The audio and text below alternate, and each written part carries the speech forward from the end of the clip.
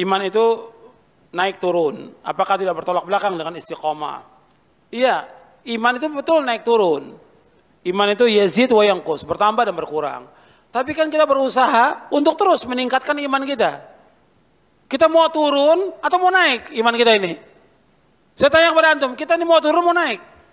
Mau naik iman kita. Jadi betul iman itu terkadang naik, terkadang turun. Tapi kita berusaha bagaimana untuk meningkatkan iman kita. Makanya doanya Abdullah bin Mas'ud radhiyallahu an, Allahumma zidna imanan wa yaqinan wa fiqhan. Ya Allah, tambahkanlah iman kami. Tambahkanlah keyakinan kami, tambahkanlah pemahaman kami. Kita harus berusaha untuk istiqomah. Tadi sudah saya sebutkan penjelasan para ulama tentang istiqomah. Dan juga hadis Nabi SAW. Artinya kita untuk berusaha untuk istiqomah, melaksanakan semua amal-amal taat. Tapi nggak mungkin. Nggak mungkin semuanya, masih ada kekurangan.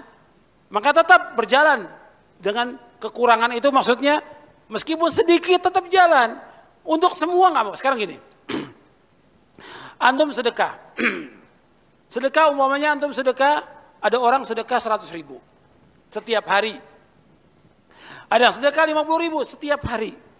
Ada yang sedekah 10.000 setiap hari. Kita cuma mampu 1.000 perak.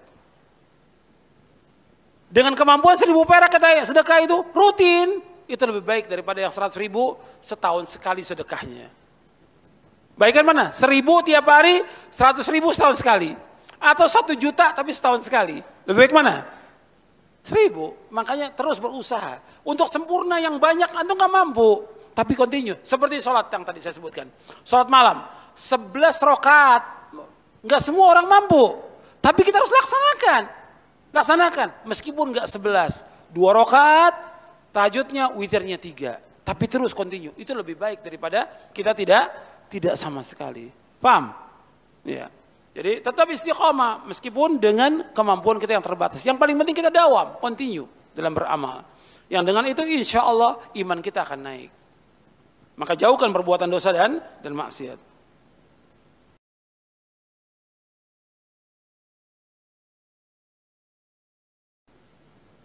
Saya selalu kesulitan untuk menghafal surah-surah yang pendek dan juga hadis Nabi.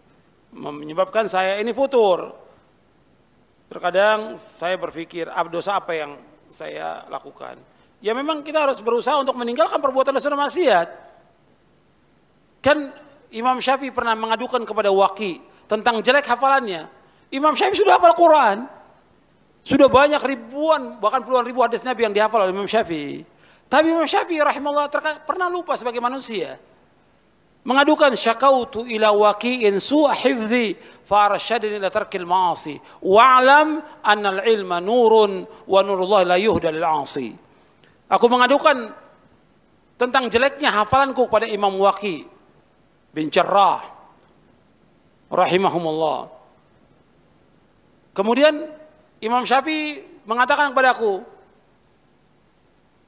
tinggalkan perbuatan dosa dan maksiat. Karena ilmu itu cahaya dan cahaya Allah nggak akan diberikan kepada orang yang berbuat dosa maksiat. Maka kita merenung dosa apa yang kita lakukan. Ketika kita kena musibah juga demikian sama. Kita merenung dosa apa yang kita lakukan. Bertaubat kepada Allah. Tapi terus berjuang, nggak boleh kita futur, nggak boleh malas.